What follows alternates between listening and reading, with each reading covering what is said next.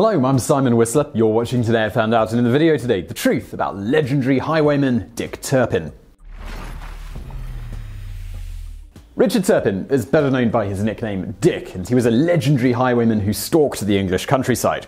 A century or so after his death by hanging in 1739, Turpin was idealized as a dashing rogue or gentleman thief type in a multitude of supposedly factual stories purported to be based on his life. In reality, he was not quite so dashing. Indeed, his face was covered in pox scars. More importantly, though, far from being this lovable rogue, Dick Turpin was, well, kind of a dick. Further, some of his supposed feats were actually gleaned from the lives of less well-known highwaymen, most notably Swift Nick Nevison. When we compare Nick to Dick, Nick was practically a gentleman compared to Turpin. Now, he was very much a scoundrel compared to most law-abiding citizens, but he rarely used violence, and he often was very polite to the people he was stealing from. Now, in contrast, the reality was that Turpin had no qualms about brutally beating, mutilating, raping, or robbing just about anyone, including the elderly and the infirm. He even once threatened to roast an old lady alive if she didn't tell him and his gang where she'd hidden her life savings.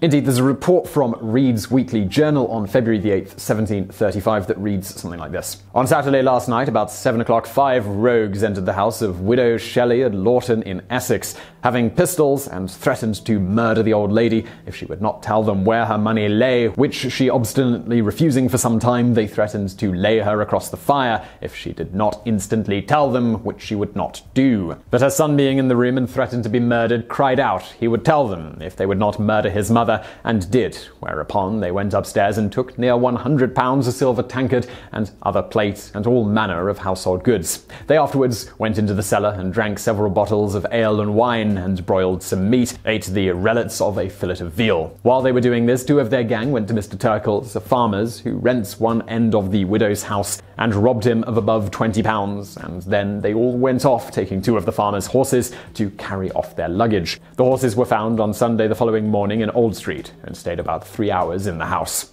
There is indeed another roasting incident with Turpin where they robbed a 70-year-old farmer by the name of Joseph Lawrence in Edgware. In this case, they dragged the poor old man around by his nose with his pants around his ankles. They then beat him severely on his backside and head, and then shoved him down to sit bare-butted on a fire. And, well, while all of this was happening, one of the other members of the gang went and raped his maid. But the problem was that over the years, this kind of legend of Turpin became muddled, and rather than being painted as the rapist and brutal thief that he was, he became handsome, and he became just a ne'er-do-well with a heart of gold, being romanticized in everything from novels to cheesy 1980s TV shows.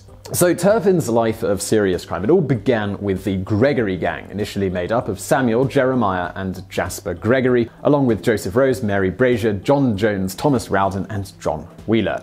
Turpin appears to have become involved with the gang thanks to their early days of poaching deer and subsequently needing the services of a butcher to dispose of said deer. Turpin later became more directly involved with the group when they moved to poaching to robbing dozens of people of their livelihoods. Over his years with them, he was complicit in torture, beatings, rape, as well as committing at least 1 murder. In this case, he murdered a gatekeeper called Thomas Morris, who tried to capture Turpin as he was hiding in Epping Forest, but instead he just got shot. Well, as you might imagine, as a result of all of this, the water around Turpin, it was beginning to get pretty hot. Indeed, members of the gang were getting snapped up by bounty hunters on the regular. After the murder of Morris, the Gentleman's Magazine noted in 1737, "It having been represented to the king that Richard Turpin did on Wednesday the 4th of May last barbarously murder Thomas Morris, servant to Henry Thompson, one of the keepers of Epping Forest, and commit other notorious felonies and robberies near London, His Majesty is pleased to promise his most gracious pardon to any of his accomplices, and a reward of £200 to any person or persons that shall discover him, so as he may be apprehended and convicted." Turpin was born at Thaxted in Essex, is about 30, by trade a butcher, about 5 feet 9 inches high, brown complexion, very much marked with the smallpox. His cheekbones broad, his face thinner towards the bottom, his visage short, pretty upright and broad about the shoulders. Well, after this happened, things were a bit more complicated for Turpin, and he decided to hide from the law by assuming the identity of John Palmer and absconding from the London area, eventually finding his way to a small town in Yorkshire bordering the River Humber called Brow. Here he presented himself as a down-on-his-luck butcher who now made a living as a horse trader. Well, had he at this point turned himself into a law-abiding citizen, Turpin would likely have gotten away with the countless nefarious exploits of his youth. However, old habits, they do die hard, and to fund his new life, Turpin often travelled across the river from Yorkshire to nearby Lincolnshire to steal sheep and horses. However, the event that really sealed Turpin's fate is when he shot a man's cockerel, supposedly after a failed hunt in 1738, which resulted in a frustrated and drunken Turpin deciding to take his aggression out on the cock. In truth, the reality is we don't know whether this is actually how it happened, or maybe Turpin was just hungry and wanted to shoot the cockerel so he could eat it. But all we know for sure is that the owner of the cockerel was understandably just a touch angry at Turpin, and he confronted him about the shooting. Well, at this point, rather than profusely apologizing or, offering to pay for the bird or something, instead Turpin, he decided to threaten to kill those who were rebuking him. And after he did that, those people, well, they went to the authorities. It was at this point that he was placed under arrest, and the authorities began to get a bit suspicious. I mean, this new man had just shown up in town, and he had no record of his existence from a year previously. Indeed, there were people asking questions about how he was actually making a living. But under questioning, he did not crack, and Turpin stuck to his story, claiming that he was a down-on-his-luck butcher from Lincolnshire called John Palmer, who now dealt in horse trading. When the justices of the peace that were questioning Turpin asked his colleagues in Lincolnshire if they'd ever heard of John Palmer, they replied that they had, and he had spent approximately 9 months there. Unfortunately for Turpin, though, they also noted that he was suspected of sheep and horse rustling, and that he'd previously escaped custody when they tried to question him. Realizing that they might be dealing with a greater crime than they'd initially suspected, killing a cock at the time was a relatively minor offense compared to stealing a horse. Indeed, stealing a horse was actually one of 200 capital offenses that existed in England at the time. Now, it was at this point that the man they thought was Palmer was transferred to the dungeons at York Castle on the 16th of October 1738. It was at this point that Turpin really needed character references, because these would have likely seen him walk free, because the hard evidence against him was scant concerning this horse theft. Turpin, he penned a letter to his brother-in-law, Palmer Rivenall, married to Turpin's sister Dorothy, in the hopes of getting such a reference. But unfortunately for Turpin, Palmer took one look at the handwriting on the cover of the letter and refused to pay the postage fee. Indeed, it was at this point that he supposedly stated he had no correspondent at York. Now, why exactly Rivenall really refused the letter is a matter of some debate. There are some who believe that Rivenall really didn't know who the letter was from, or that he was too tight-fisted to fork out the sixpence necessary to receive it. But there are others who speculate that Rivenall knew the letter was from Turpin, and he simply refused to pay it because he was either tired of being associated with his wife's brother, or scared of getting others involved in his affairs. Well, whatever the reason, the letter ended up being sent back to the postmaster's office in Saffron Walden, Essex. Now, as fate would have it, rather unbelievably, the postmaster in Saffron Walden was none other than a man called James Smith, who'd actually taught Turpin to read and write at the village school some 2